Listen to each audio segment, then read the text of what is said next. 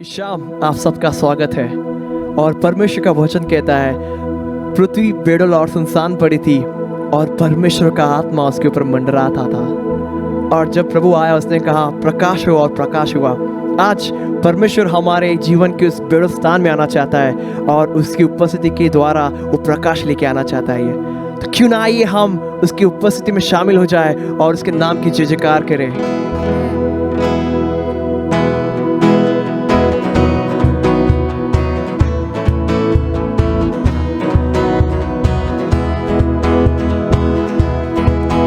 मेरा यीशु मसीह जब दुनिया में था उसने अच्छे अच्छे काम किए। कभी भीड़ को खिलाया, कभी मुर्दों को जिलाया और रोगों को चंगा किया। मेरा यीशु मसीह जब दुनिया में था उसने अच्छे अच्छे काम किए। कभी भीड़ को खिलाया, कभी मुर्दों को जिलाया और रोगों को चंगा किया।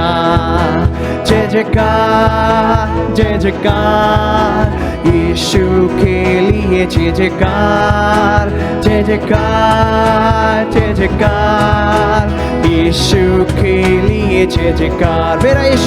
मेरा यीशु मसीह जब दुनिया में था उसने अच्छे अच्छे काम किए। कभी भीड़ को खिलाया, कभी मुर्दों को जिलाया और रोगों को चंगा किया। मेरा यीशु मसीह जब दुनिया में था उसने अच्छे अच्छे काम किए। कभी भीड़ को खिलाया, कभी मुर्दों को जिलाया और रोगों को चंगा किया।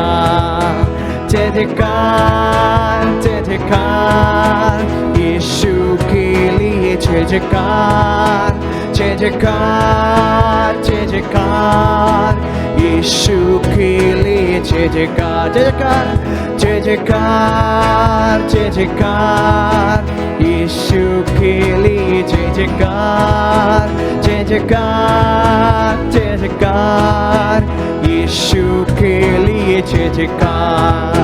भीड़ थी 5,000, चेले थे बिल्कुल लाचार, उनको सूझा ना कोई उपाय। एक लड़का वहाँ आया, यीशु ने दिया सबको खिला। भीड़ थी 5,000, चेले बिल्कुल थे लाचार, उनको सूझा ना कोई विश्वास। एक लड़का वहाँ आया, 5 रोटी लाया, यीशु ने दिया सबको खिला। जय जयकार जय जयकार यीशु के लिए, जय जयकार जय जयकार जय जयकार यीशु के लिए, जय जयकार जय जयकार जय जयकार जय जयकार यीशु के लिए, जय जयकार जय जयकार जय जयकार यीशु के लिए, जय जयकार। 4 दिन कब्र बंद, आधी उसमें से दुर्गंध, लोगों को ना था कोई विश्वास। यीशु ने पुकारा, लाजर बाहर निकला, यीशु ने दिया लाजर को जिला। 4 दिन कब्र बंद, आधी उसमें से दुर्गंध, लोगों को ना था कोई विश्वास। यीशु ने पुकारा, लाजर बाहर निकला, यीशु ने दिया लाजर को जिला। जय जयकार जय जयकार यीशु के लिए, जय जयकार जय जयकार जय जयकार यीशु के लिए, जय जयकार जय जयकार जय जयकार यीशु के लिए, जय जयकार जय जयकार जय जयकार यीशु के लिए, जय जयकार। भीड़ थी 5,000, चेले बिल्कुल थे लाचार, उनको सूझा ना कोई उपाय। एक लड़का वहाँ आया, मछली 5 रोटी लाया, यीशु ने दिया सबको खिला। भीड़ थी 5,000, चेले बिल्कुल थे लाचार, उनको सूझा ना कोई उपाय। एक लड़का वहाँ आया, मछली 5 रोटी लाया, यीशु ने दिया सबको खिला। जय जयकार जय जयकार जय जयकार जय जयकार यीशु के लिए जय जयकार जय जयकार जय जयकार यीशु के लिए जय जयकार जय जयकार जय जयकार यीशु के लिए जय जयकार जय जयकार जय जयकार जय जयकार यीशु के लिए जय जयकार जय जयकार जय जयकार यीशु के लिए जय जयकार जय जयकार जय जयकार यीशु के लिए जय जयकार जय जयकार जय जयकार यीशु के लिए जय जयकार यीशु के लिए जय जयकार यीशु के लिए जय जयकार जय जयकार जय जयकार यीशु के लिए जय जयकार जय जयकार जय जयकार यीशु के लिए जय जयकार यीशु के लिए जय जयकार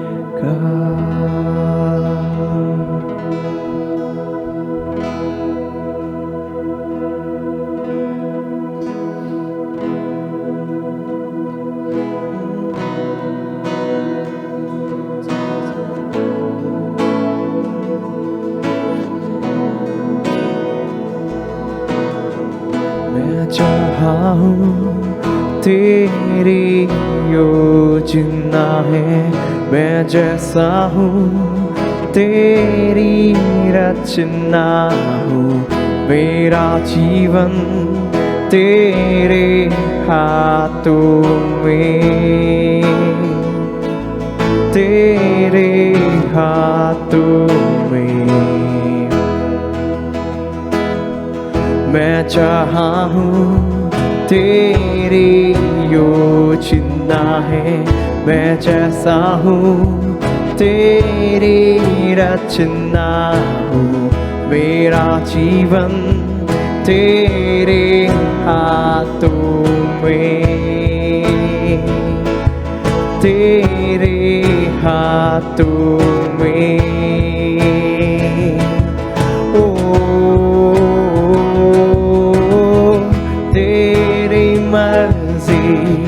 मेरे लिए हानि और नाश की नहीं तू चाहे सिर्फ भलाई मेरे जीवन में सदा तेरी मर्जी मेरे लिए हानि और नाश की नहीं तू चाहे सिर्फ भलाई मेरे जीवन में सदा मैं हूँ अटल तेरे वादों पे ना कोई शस्त्र रोकेगा मुझे जंजीरों को तोड़ा है तूने तोड़ा है तूने तोड़ दिया तूने तेरी मर्जी मेरे लिए हानि और नाश की नहीं तू चाहे सिर्फ भलाई मेरे जीवन में सदा तेरी मर्जी मेरे लिए हानि और नाश की नहीं तू चाहे सिर्फ भलाई मेरे जीवन में सदा, सिर्फ भलाई ओ है तेरी मर्जी, तेरी मर्जी, सिर्फ भलाई है तेरी मर्जी, सिर्फ भलाई, सिर्फ भलाई ओ है तेरी मर्जी, है तेरी मर्जी, मेरी भलाई ओ तू मेरा खुदा, तू मेरा खुदा, पिता भी तू मेरा, बाहों में तेरे मैं रहूं सदा, तू मेरा खुदा, पिता भी तू मेरा, बाहों में तेरे मैं रहूं सदा, तू मेरा खुदा, पिता भी तू मेरा, बाहों में तेरे मैं रहूं सदा, तू मेरा खुदा, पिता भी तू मेरा, बाहों में तेरे मैं रहूं सदा, तू मेरा खुदा, पिता भी तू मेरा, बाहों में तेरे मैं रहूं सदा, तू मेरा खुदा, पिता भी तू मेरा, बाहों में तेरे मैं रहूं सदा, तू मेरा खुदा, पिता भी तू मेरा, बाहों में तेरे मैं रहूं सदा, बाहों में तेरे मैं रहूं सदा, बाहों में तेरे यीशु मैं रहूं सदा, बाहों में तेरे मैं रहूं सदा,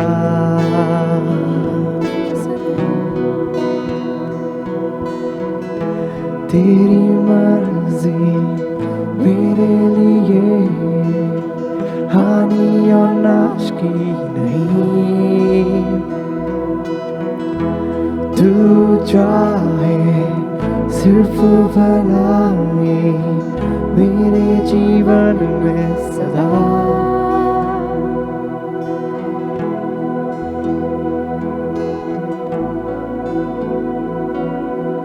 धन्यवाद, धन्यवाद प्रभु, हमारा हृदय धन्यवाद से भरा है इस समय प्रभु, तू ही हमारा पिता, तू ही हमारा खुदा प्रभु, तेरे बाहों में प्रभु हम रहेंगे सदा, तेरी उपस्थिति में हम रहेंगे सदा, क्योंकि आपकी उपस्थिति में प्रभु ना कोई डर है, आपकी उपस्थिति में प्रभु आनंद है, आपकी उपस्थिति में प्रभु सब कुछ है जो हम चाहते हैं प्रभु। हम आते हैं तेरे पनाह में, तेरी पनाह में प्रभु, प्रभु तेरे भवन में हम आते हैं, आपकी अच्छाई, आपकी प्रभु सर्वस्व जो भी है आप में, वो आप हमारे लिए दिए हैं प्रभु।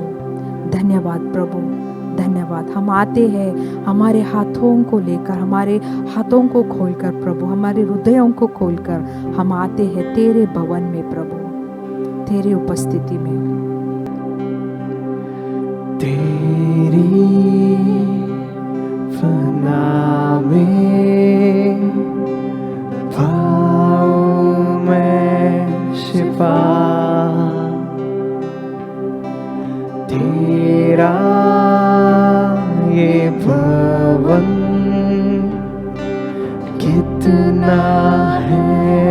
प्यारा, तेरी पनाह में पाऊं मैं शिफा। तेरा ये भवन कितना है प्यारा,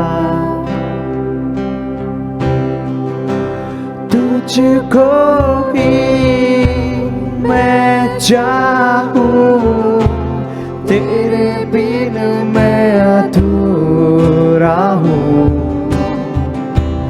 तुझको ही मैं पाऊं, तेरे संग मैं पूरा हूँ। तुझको ही मैं चाहूं, तेरे बिन मैं अधूरा हूँ। तुझको ही मैं पाऊं, तेरे संग मैं पूरा हूँ।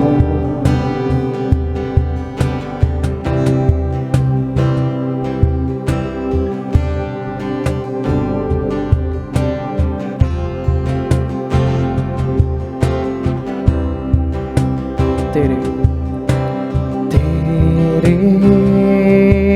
शरण में कुछ भी ना घटी।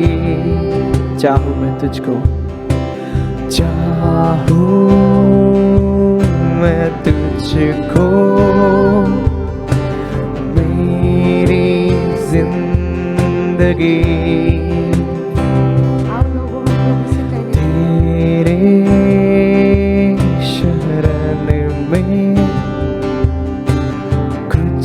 भी ना घटी। चाहूं मैं तुझको, मेरी जिंदगी तेरे शरण में कुछ भी ना घटी। चाहूं मैं तुझको, मेरी जिंदगी तुझको ही मैं चाहूं, तेरे बिन मैं अधूरा हूँ। तुझको ही मैं पाऊं, तेरे संग मैं पूरा हूँ। तुझको ही मैं चाहूं, तेरे बिन मैं अधूरा हूँ।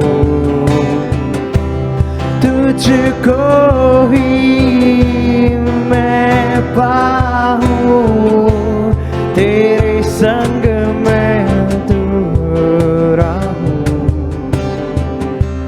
तुझको ही मैं चाहूं, तेरे बिन मैं अधूरा हूँ। तुझको ही मैं चाहूं, तेरे संग मैं पूरा हूँ। तुझको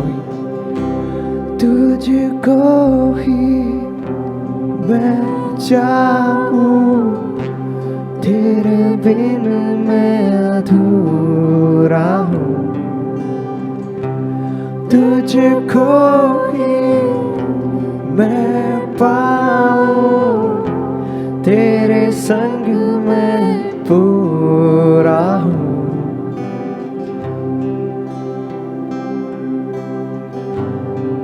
तेरे संग में पूरा हो परमेश्वर, तेरे संग में पूरा हो, तेरे शरण में, तेरे शरण में कुछ भी ना घटी। आइए हम अपने हाथ उठा गाए। चाहूं मैं तुझको मेरी जिंदगी, और एक बार, तेरे शरण में कुछ भी ना घटी। चाहूं मैं तुझको मेरी जिंदगी, तुझको ही मैं चाहूं, तेरे बिन मैं अधूरा हूँ। तुझको ही मैं पाऊं, तेरे संग मैं पूरा हूँ। तुझको ही मैं चाहूं, तेरे बिन मैं अधूरा हूँ।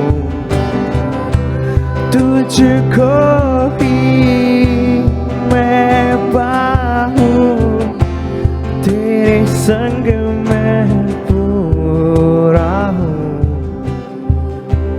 तुझको ही मैं चाहूं, तेरे बिन मैं अधूरा हूँ। तुझको ही मैं पाऊं, तेरे संग में पूरा हूँ।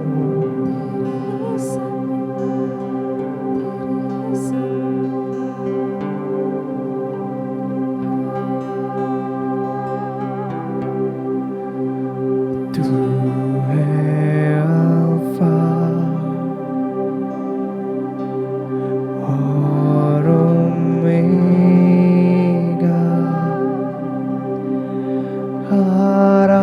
आराधना करूं प्रभु, स्तुति योग्य है। तू है अल्फा और ओमेगा,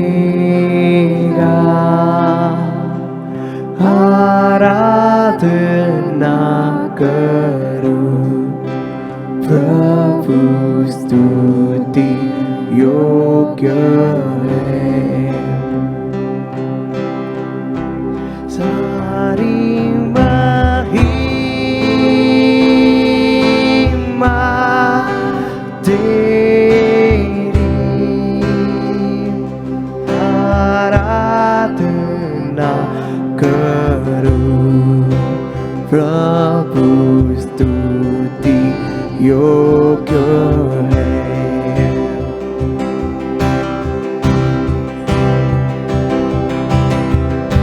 सारी महिमा तेरी,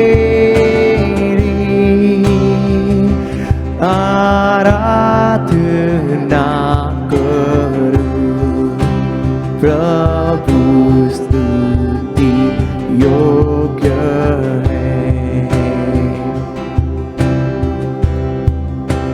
तू है अल्फा और ओमेगा,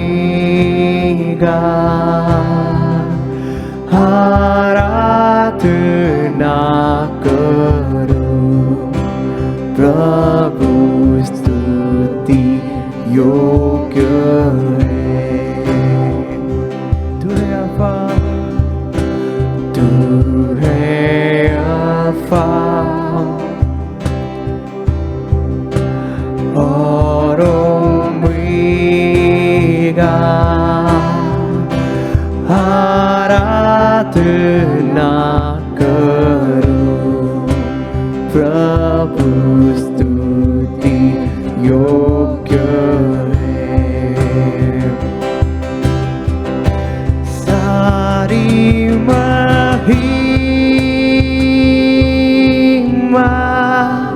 तेरी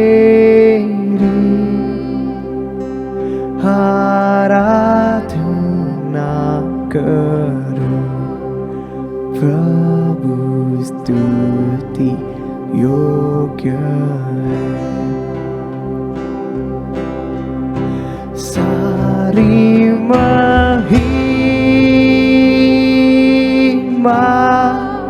तेरी आराधना करो प्रभु स्तुति योग्य है सारी महिमा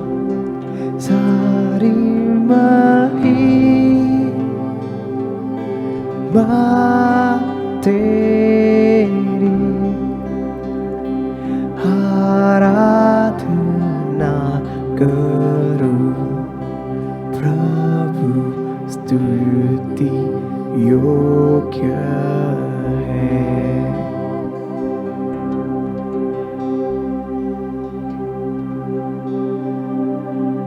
सारा आदर, सारी महिमा, सारा आशीष का योग्य सिर्फ और सिर्फ तू पिता परमेश्वर, तू यीशु, तू ही योग्य है परमेश्वर। हम झुकते हैं तेरे सामने, आराधना करते हैं तेरी, स्तुति गाते हैं तेरी।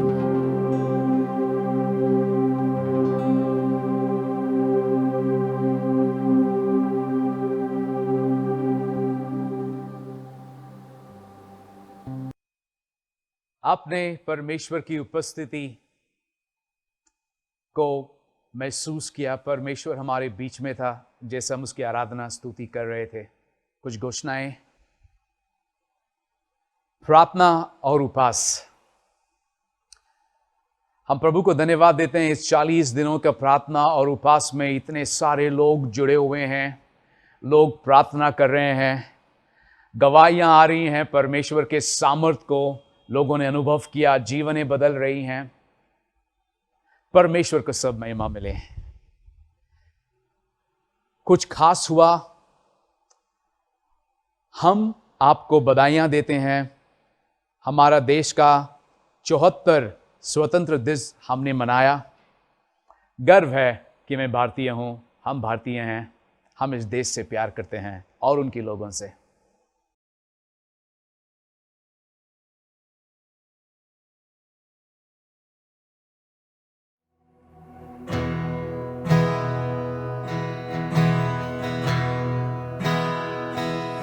जन गण मन अधिनायक जय हे भारत भाग्य विधाता पंजाब सिंध गुजरात मराठा द्राविड़ उत्कल बंगा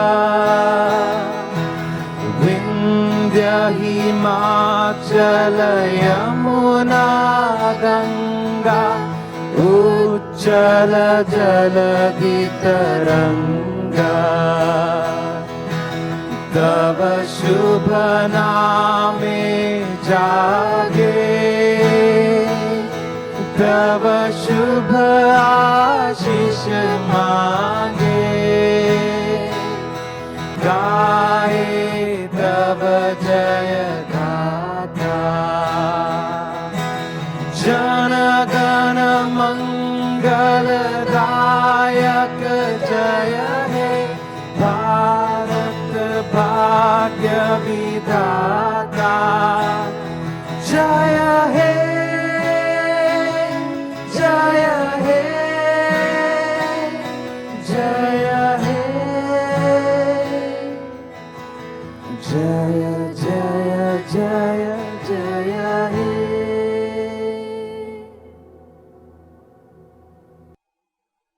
आज सारे राष्ट्र में प्रार्थना दिवस मनाया जा रहा है। हजारों की संख्या में लोग प्रार्थना कर रहे हैं कि परमेश्वर इस महामारी से छुटकारा देगा, लोगों के जीवनों को बदलेगा, उद्धार लोग पाएंगे, प्रभु के आशीषों को पाएंगे।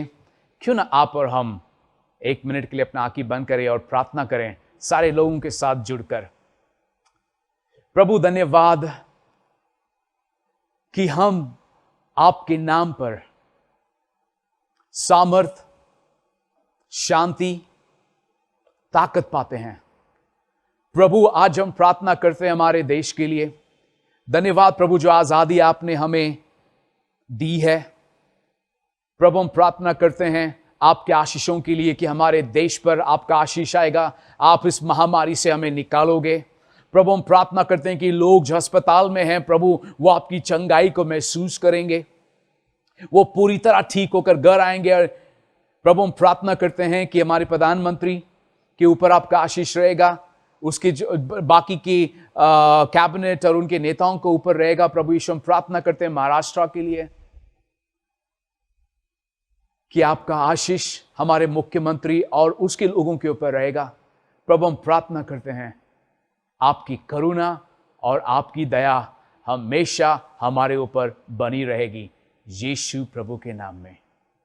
अगर आप तैयार हैं, हम हमारी भेंट अपना दशवांश लेंगे। क्यों ना लेने के पहले हम कुछ ऐलान करें।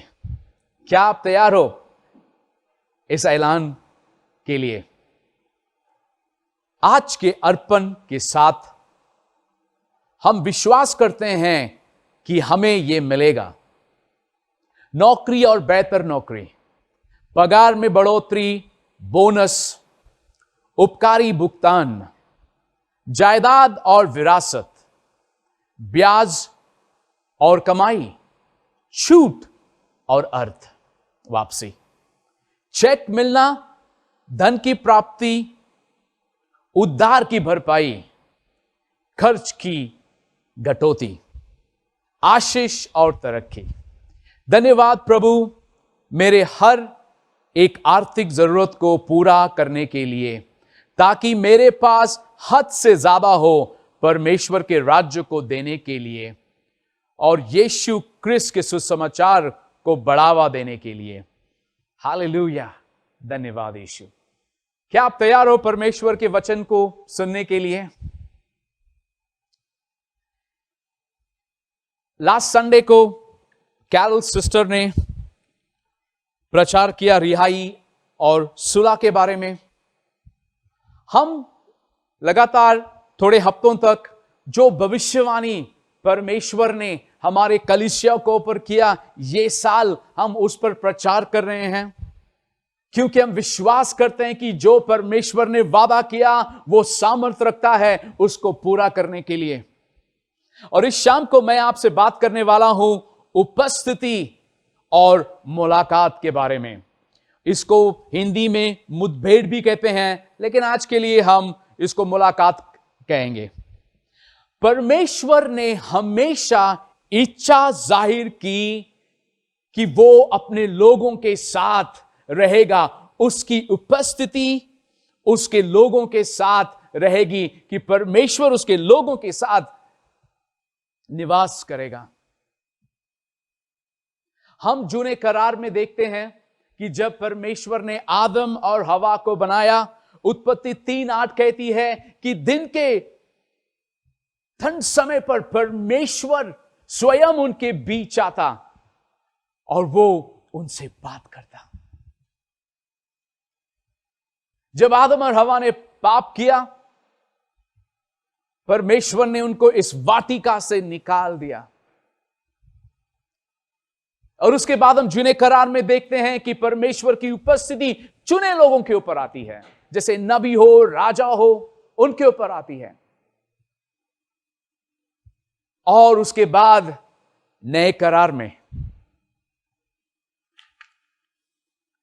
यूहन्ना में लिखा है, वचन देहधारी हुआ और अनुग्रह और सच्चाई से परिपूर्ण होकर हमारे बीच में डेरा किया और हमने उसकी ऐसी महिमा देखी जैसे पिता के एक लौते की महिमा। और यहां पर यह जो शब्द है डेरा, इसका मतलब है कि कोई तंबू जो डालता है, उसका मतलब वो है कि परमेश्वर जाने के लिए नहीं लेकिन रहने के लिए आया। यीशु प्रभु ने वापस परमेश्वर की उपस्थिति आपको और मुझको अनुभव करने का अवसर दिया। हर एक व्यक्ति जो अपना जीवन प्रभु को देता है, वो परमेश्वर की उपस्थिति को महसूस अनुभव कर सकता है। परमेश्वर की उपस्थिति क्या है? परमेश्वर की उपस्थिति, परमेश्वर स्वयं जब हमारे बीच में आता है। परमेश्वर की उपस्थिति है जो आजादी लेके आती है। परमेश्वर की उपस्थिति क्या है? परमेश्वर की उपस्थिति जीवनों को बदलती है। परमेश्वर की उपस्थिति वातावरण को बदलती है। कितने बार जब आप और हम अशांत होते हैं कोई परिस्थिति के कारण, लेकिन जैसे हम प्रार्थना करते हैं, परमेश्वर के उपस्थिति को बुलाते हैं, और जब प्रभु आता है चीजें बदलने लग जाती हैं, उम्मीद वापस आ जाती है, आशा वापस आ जाता है। और यही उपस्थिति और छुटकारा परमेश्वर ने ये साल अपनी कलीसिया कवेनेंट ब्लेसिंग को किया है। लेकिन आपकी और मेरी प्रतिक्रिया क्या है? कभी कभी हां, परमेश्वर ने वादा किया है, और हमारी प्रतिक्रिया ठीक है, देखेंगे कब होगा, प्रभु ने कहा है तो करेगा। और दूसरी प्रतिक्रिया हो सकती है, प्रभु मैं प्यासा हूं आपकी उपस्थिति के लिए, आपने वादा किया और मैं विश्वास करता हूं कि प्रभु आप सामर्थ्य रखते हो आपके वादे को पूरा करने के लिए। आपकी प्रतिक्रिया क्या है इस शाम को जैसे आप परमेश्वर का वचन सुनते हो? जितना मूल्य आप परमेश्वर के उपस्थिति पे लगाओगे, वापस कहता हूं, जितना मूल्य आप परमेश्वर के उपस्थिति पे लगाओगे, उतना ही महान आपका मुलाकात परमेश्वर के साथ होगा, उतना ही महान छुटकारा आपके जीवन में होगा। परमेश्वर की उपस्थिति यहूदी भाषा में उसको कहते हैं पनीम, जिसका मतलब है चेहरा। परमेश्वर आपकी करीब मुलाकात करना चाहता है।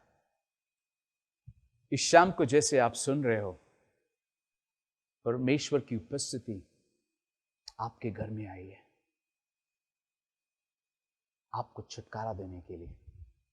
क्या प्यासे हो? दाऊद कहता है भजन संगीत 27 में 3 और 4 में, एक वर मैंने यहोवा से मांगा है, उसी के यत्न में मैं लगा रहूंगा कि मैं जीवन भर यहोवा के भवन में रहना पाऊं, जिससे यहोवा के मनोहरता पर दृष्टि लगाए रहूं और उसके मंदिर में ध्यान किया करूं। यहां पर दाऊद नहीं कहता कि मैं 10 चीजों को चाहता हूं, वो कहता है कि मैं एक चीज को चाहता हूं, और उसके लिए मैं निरंतर लगातार उसकी खोज में रहूंगा कि मैं परमेश्वर के घर में निवास करूं। 10 चीजें नहीं, एक चीज। क्योंकि जब वो एक चीज हमें मिल जाती है, वो 10 चीजें उसके पीछे आ जाती हैं, और वो एक चीज है परमेश्वर की उपस्थिति। क्योंकि मुझे पता है कि जब परमेश्वर मेरे साथ होता है तो सारी चीजें संभव होने लग जाती हैं। जीवन जो उलझा हुआ है वो सुलझने लग जाता है। उसकी उपस्थिति उसके साथ सामर्थ लाती है मेरे सोच को बदलने के लिए। मेरा सोच बदलता है, मेरा दृष्टिकोण बदलता है। तो इसलिए दाऊद कहता है, मैं एक चीज के पीछे दौड़ूंगा, एक चीज के पीछे लगातार रहूंगा, और वो है कि मैं परमेश्वर के घर में निवास कर सकूं। मेरी प्रार्थना इस शाम को आपके लिए और मेरे लिए यह है कि हम परमेश्वर के घर से प्यार करें, उसकी उपस्थिति से प्यार करें। भजन संगीत 23 में वचन 4 में दाऊद कहता है, चाहे मैं घोर अंधकार से भरी हुई तराई में होकर चलूं, तो भी मैं हानि से न डरूंगा, क्योंकि तू मेरे साथ रहता है। वाओ!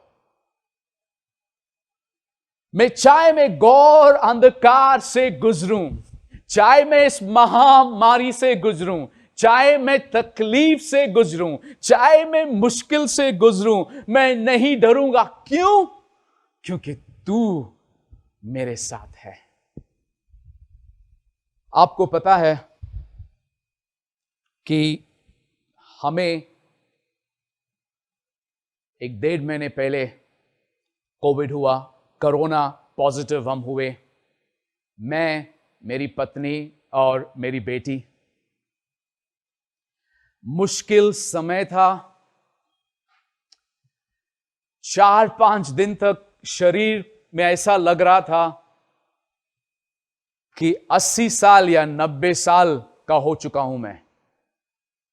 हड्डियों में ताकत नहीं थी, दर्द था शरीर में।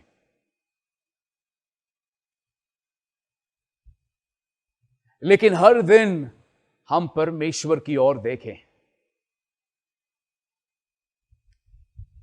हर दिन हमने निरंतर प्रार्थना की, जानकर कि परमेश्वर हमको इससे बाहर निकालेगा।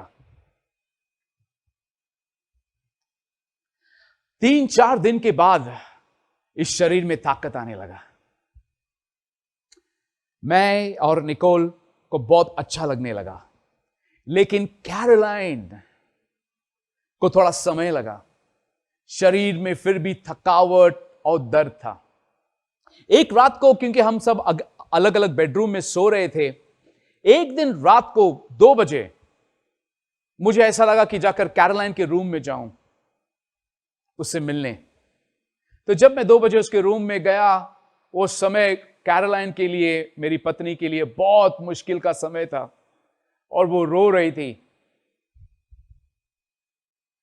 और उस समय हमने हमारी आंखें परमेश्वर की ओर लगाई और हमने परमेश्वर के वचन से ऐलान किया कि वो चंगी हो रही है, वो परमेश्वर के सामर्थ को अनुभव कर रही है। और उस दिन हमने हमारी चिंताएं परमेश्वर को दी और उसके चमत्कार को हम देखने लगे। दाऊद कहता है, चाहे मैं घोर अंधकार से भी जाऊं, मैं ना डरूंगा। मैं क्यों नहीं डरूंगा? क्योंकि मुझे पता है मेरे साथ कौन है। क्या शाम को आपको पता है कि आपके साथ कौन है? इस ब्रह्मांड का निर्माण करता, सारे सृष्टि का मालिक, उसकी उपस्थिति आपके और मेरे साथ है। पवित्र शास्त्र में हम देखते हैं, मार्कुस 5 में एक स्त्री है जिसको 12 साल लहू बहने की बीमारी है। 12 साल से। पवित्र शास्त्र कहता है कि उसने बहुत सारे वेदों को देखा, डॉक्टरों को देखा, लेकिन ठीक होने के बदले वो और बीमार हो रही थी। जो भी उसके पास था उसने पूरा खर्चा किया, यानी कि अब वो क्या हो गई? 0। और वहीं उसने सुना यीशु प्रभु के बारे में, और उसने सुना कि यीशु यहां से गुजर रहा है। 12 साल की बीमार स्त्री में ताकत आया यीशु के नाम को सुनकर। 12 साल की बीमारी ने उसे काफी कमजोर किया था। लेकिन जानते हैं उसने क्या कहा अपने आप से? उसने अपने आप से कहा कि अगर सिर्फ मैं उसके वृत्त को छू लूंगी तो मैं चंगी हो जाऊंगी। जैसे वो ऐलान कर रही थी कि मैं यीशु के वृत्त को छू लूंगी, मैं चंगी हो जाऊंगी, भीड़ बहुत थी, कमजोर थी, वो भीड़ को चीरने लगी और आगे जाने लगी और आगे जाने लगी, ये कहकर अगर मैं उसको छू लूंगी, उसके वृत्त को छू लूंगी, क्योंकि यीशु के ऊपर परमेश्वर की उपस्थिति थी, स्वर्ग की उपस्थिति थी। उसने कहा सिर्फ मैं उसको छू लूंगी,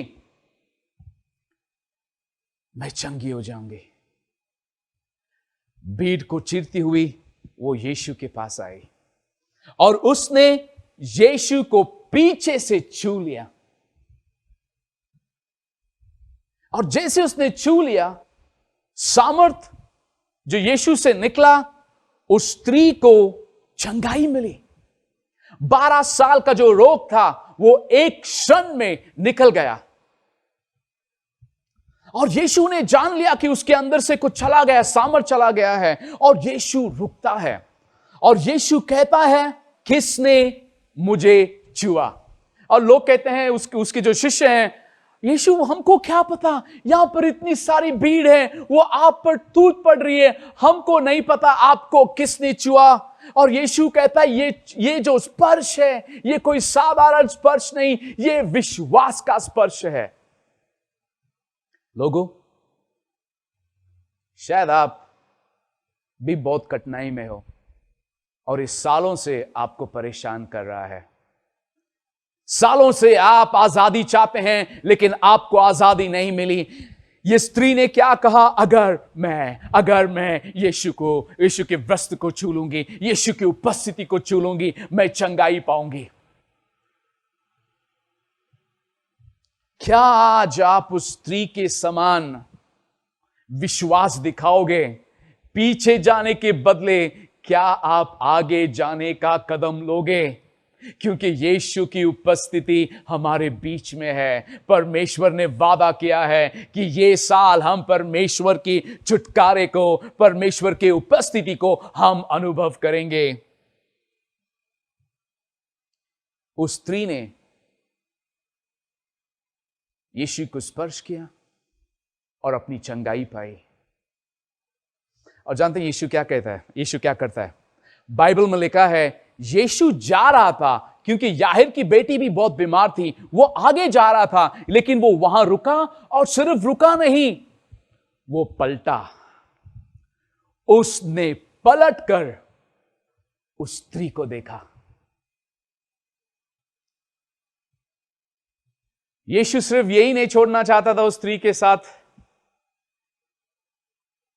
कि उसको चंगाई मिली, लेकिन यीशु उसको अपना चेहरा दिखाना चाहता था। क्योंकि 2 कोरिन्थियों 4:6 में लिखा है, इसलिए कि परमेश्वर ही है जिसने कहा कि अंधकार में से ज्योति चमके, और वही हमारे हृदय में चमका कि परमेश्वर की महिमा की पहचान की ज्योति यीशु मसीह के चेहरे से प्रकाशमान हो। यीशु का चेहरा परमेश्वर की महिमा है। यीशु मुड़ता है और उसको अपना चेहरा दिखाता है, क्योंकि यीशु उसकी महिमा दिखाना चाहता है। आज यीशु आपकी ओर देखता है। क्या आज आप यीशु की ओर देखेंगे? क्या उस भीड़ को चीरकर, जो रुकावटें हैं उसको चीरकर आप यीशु के करीब आना चाहोगे? कि आप अनुभव करो जो स्त्री ने अनुभव किया। और जैसे हम हमारे रूम में प्रभु के लिए प्रार्थना कर रहे थे कि प्रभु आप हमें चंगा करोगे, प्रभु ने आकर हमको चंगा किया। आज आपके सामने मैं खड़ा हूं गवाही बनकर प्रभु की चंगाई का, प्रभु की भलाई का। इस शाम को मैं आपको कुछ चाबियां देना चाहूंगा जो मैं सीखा हूं कि ये जो कार्य है प्रभु का, ये आपका जीवन शैली बन जाए। ये सिर्फ आज और कल के लिए नहीं है कि हम संडे को आए, प्रभु की उपस्थिति को महसूस करें, अच्छा लगे और वापस चले जाएं। हम विजिटर नहीं, लेकिन हम प्रभु के उपस्थिति में निवास करना चाहते हैं।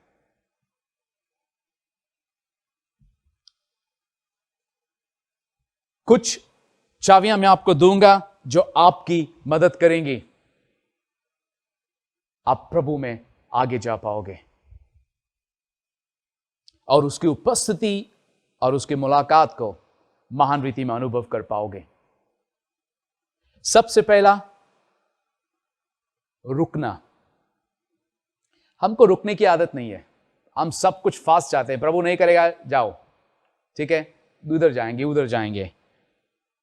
परमेश्वर रुकने वालों को आशीष देता है। परमेश्वर चाहता है कि आप रुकें। जब यीशु, मत्ती में देखते हैं कि जब यीशु प्रभु का पुनरुत्थान हुआ, यीशु कम से कम 500 लोगों से मिला, 500 लोगों से। लेकिन प्रेरितों के कार्य में हम देखते हैं अध्याय 2 में 120 लोग थे। बाकी के लोगों को क्या हुआ? वो क्यों नहीं थे? लोगों, अगर आप चाहते हो कि आप यीशु के साथ इतिहास रचें, आपको रुकने की आदत डालनी पड़ेगी परमेश्वर की उपस्थिति के लिए, परमेश्वर को उत्तर देने के लिए। ये भाग दौड़, यहां भागो वहां भागो, ये करो, ये नहीं चलेगा। हमको परमेश्वर की उपस्थिति में रुकना है।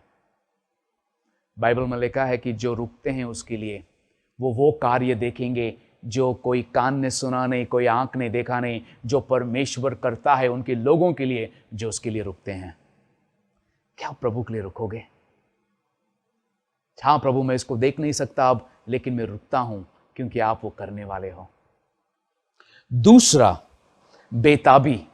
क्या आप परमेश्वर के लिए बेताब हो? सिर्फ ये भूख नहीं कि आज मिटेंगे तो चलेंगे, लेकिन ये भूख जो है ये बढ़ती रहती है। जितना प्रभु में आगे जाओगे ये भूख उतनी ही बढ़ेगी। क्या आप परमेश्वर के लिए बेताब हो? बारतिमेउस जो था, लोगों ने कहा उसे चुप बैठो, लेकिन फिर भी वो चिल्लाने लगा, दाऊद की संतान मुझ पर दया कर। वो बेताब था कि परमेश्वर उसकी आवाज सुने। लोगों, अगर आप परमेश्वर के जागृति को देखना चाहते हो, मुलाकात को, छुटकारे को देखना चाहते हो, हमें परमेश्वर की उपस्थिति के लिए बेताब होना है। तीसरी, रोना। जितना प्रभु के करीब जाओगे, बहुत बार आप उसकी उपस्थिति में रोओगे। एक एक परिस्थितियों को देखोगे और आप रोओगे। याकूब को छुटकारा मिला, उसे नया नाम मिला। हम देखते हैं उत्पत्ति 32 में 32 में कि याकूब परमेश्वर के साथ उसने कुश्ती लड़ी, और होशे में लिखा है वो कुश्ती के साथ परमेश्वर के सामने रोया कि परमेश्वर उसे आशीष देगा, परमेश्वर उसे करुणा देगा। जैसे आप इस प्रभु की उपस्थिति में बढ़ोगे, प्रभु से प्यार बढ़ेगा, आप उसकी उपस्थिति से प्यार करने लग जाओगे। कभी कभी समय आएगा, बहुत बार आप सिर्फ रोगे उसकी उपस्थिति में। आप रोकर प्रार्थना करोगे। ये रोना सिर्फ स्त्रियों के लिए नहीं है, पुरुष भी रोते हैं। बहुत महान परमेश्वर के व्यक्ति उसकी उपस्थिति में रोते हैं। चौथा, प्रार्थना। 2 इतिहास 7:14 जो हम रोज पढ़ते हैं, हम ऐलान करते हैं कि अगर मेरे लोग जो मेरे नाम से बुलाए गए हैं वो अपने गलत रास्तों से मुंह फेर लेंगे और प्रार्थना करेंगे, तो मैं स्वर्ग से सुनूंगा और उनकी जमीन को चंगाई दूंगा। आज परमेश्वर हमारे देश को चंगाई देना चाहता है, हमारे कलीसियाओं में चंगाई लाना चाहता है, बदलाव लाना चाहता है, जागृति लाना चाहता है। क्या प्रार्थना करने के लिए तैयार हो? रुकने के लिए तैयार हो? प्रभु के लिए बेताब हो? एक सुंदर कहानी मैंने सुनी एक लड़की के बारे में जिसका पिता दारू पीकर मां को और बच्चों को बहुत मारता। हर रात को वो डर के बैठते घर में कि पिताजी आज पीकर आएगा, मां को मारेगा, गालियां देगा और बच्चों को मारेगा। उसी समय उस गांव में कलीसिया का लोग प्रचार कर रहे थे, प्रभु के प्यार के बारे में बता रहे थे। तो वो इस घर में गए और इस घर से उन्होंने प्रभु के बारे में बताया और उनके माँ ने कहा कि ये हमारे घर में तकलीफ है, क्या प्रार्थना करोगे? तो उसने कहा कि मेरे बच्ची जो है वो 6 साल की है और ये सब चीज़ों देखकर उस पर कुछ प्रभाव हो रहा है। उसने रिक्वेस्ट किया, क्या आप मेरी बच्ची को ले जाओगे, थोड़े समय के लिए इस वातावरण से निकालोगे? तो उन्होंने कहा ठीक है। तो कम से कम 1 साल तक वो कलीसिया के जो लोग हैं उनके साथ रहने लगी, एक साल तक।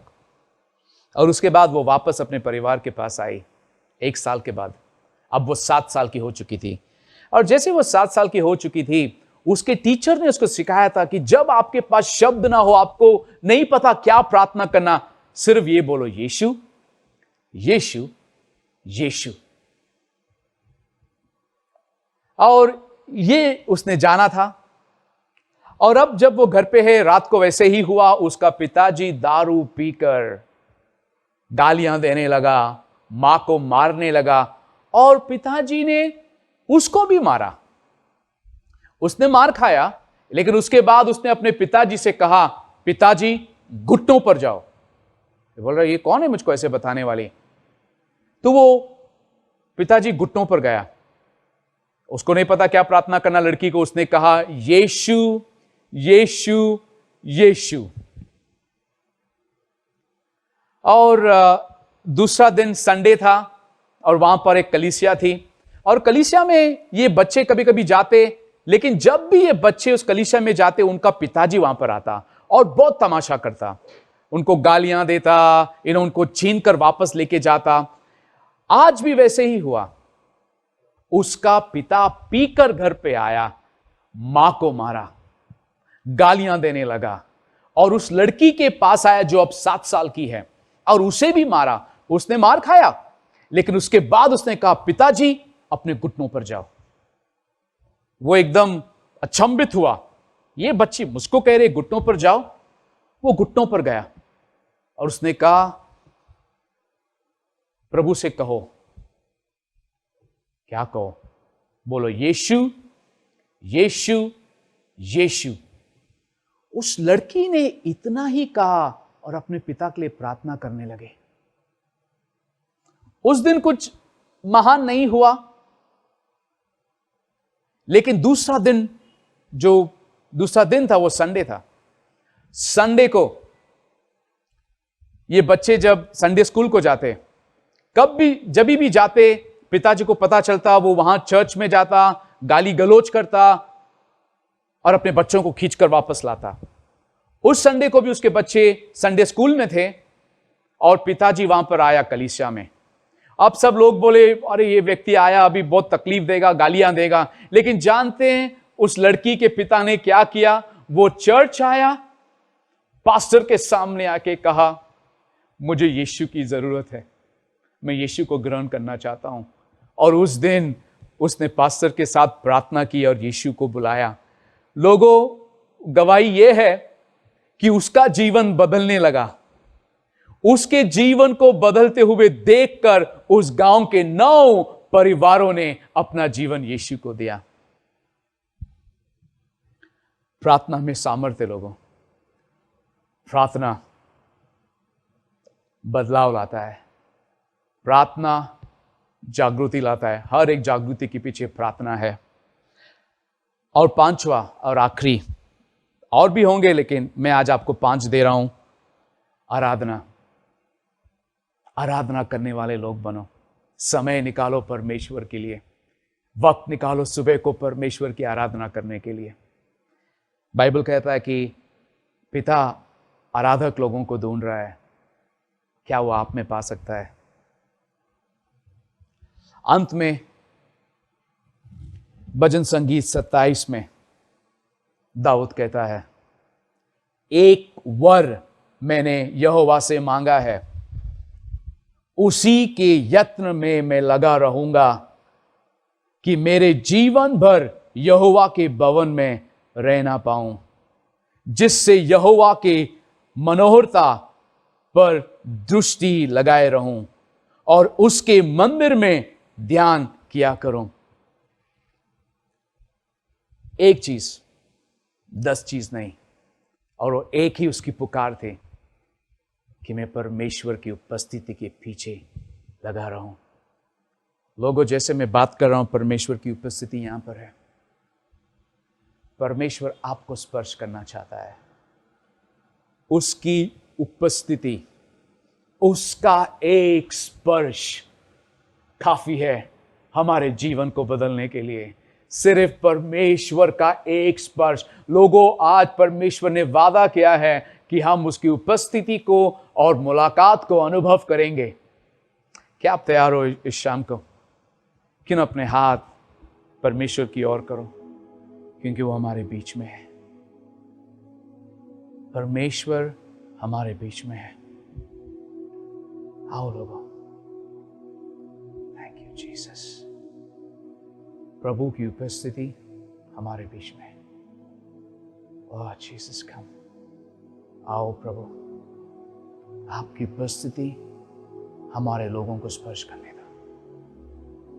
प्रभु आओ, जीवनों को बदलो। प्रभु आओ, लोगों में आज प्यास डालो। प्रभु प्रिय पवित्र आत्मा आओ और लोगों को अनुभव होने दो कि परमेश्वर आपकी उपस्थिति हमको बदलती है। आपकी उपस्थिति उम्मीद लेके आती है। प्रभु मैं प्रार्थना करता हूं कि जो भी बीमार है आज, आपकी चंगाई वो अब अनुभव करेंगे, जैसे हम यीशु के नाम में प्रार्थना करते हैं। प्रभु प्रार्थना करते हैं कि जो उम्मीद खो बैठे हैं वो आज उम्मीद से भरे हो जाएंगे। प्रभु यीशु, प्रभु प्रार्थना करते हैं कि आपकी उपस्थिति लोगों के दिल को जिंदा करेगी। वो फिर से प्रभु के प्यार में गिर जाएंगे, प्रभु से प्यार करने लग जाएंगे। आओ प्रभु, हम प्रार्थना करते हैं। हमारे घरों को भर दो आपकी उपस्थिति से। धन्यवाद यीशु, धन्यवाद यीशु। Thank you Jesus.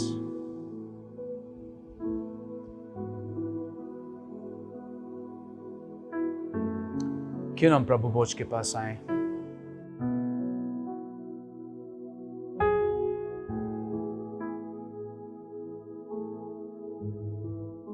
और आज हम प्रभु को धन्यवाद देते हैं कि जीवन है जब हम रोटी तोड़ते हैं, सामर्थ आता है परमेश्वर का।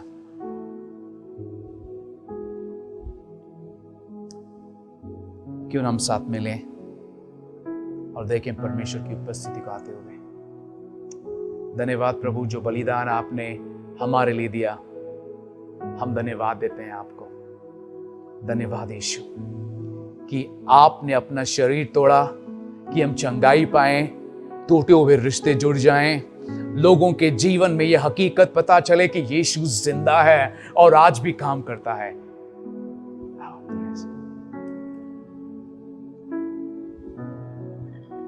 साथ में लें।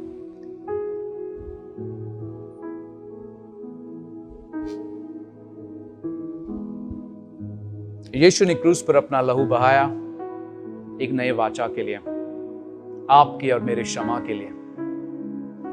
आज यीशु के मौत के द्वारा हर एक व्यक्ति उसकी उपस्थिति को अनुभव कर सकता है। हर एक व्यक्ति उससे मिल सकता है, उसके पाप क्षमा हो सकते हैं। क्यों हम प्रभु को धन्यवाद दें उस लहू के लिए जो उसने हमारे लिए बहाया। क्यों साथ में लें।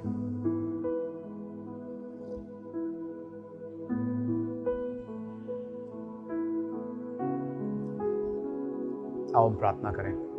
प्रभु धन्यवाद इस समय के लिए। धन्यवाद प्रभु आपकी उपस्थिति के लिए। धन्यवाद प्रभु कि आप हमें बदल रहे हो। प्रभु हम आपसे प्यार कर रहे हैं, आपकी उपस्थिति के लिए बेताब हैं। प्रभु हम आपके लिए रुक रहे हैं। हम घाय में नहीं प्रभु, हम आपके साथ चलना चाहते हैं। प्रभु हम प्रार्थना करना चाहते हैं, हम आराधना के लोग बनना चाहते हैं। प्रभु आज हम प्रार्थना करते हैं कि हर एक व्यक्ति जो आपके नाम को पुकारता है वो आपके सामर्थ को अनुभव करेगा। वो जीवन बदलने वाला सामर्थ प्रभु जो आपकी उपस्थिति में है। प्रभु हम प्रार्थना करते हैं कि आपका उपस्थिति और आपका मुलाकात लोगों के जीवनों को बदलेगा, जैसे आपने याकूब को बदला जो कपटी था और आपने उसे इज़राइल कहा, परमेश्वर का प्रेमी। प्रभु हम धन्यवाद देते हैं, आपकी उपस्थिति में जीवन बदलते हैं। धन्यवाद ईश्वर, आपकी उपस्थिति जो हमारे बीच में है। आमीन। गॉड ब्लेस यू लोगों। प्रभु आपको बहुत आशीष दे और आप उसकी उपस्थिति को अनुभव करें, उसके बदलाव को अनुभव करें। परमेश्वर हमारे साथ कुछ कर रहा है। God bless you.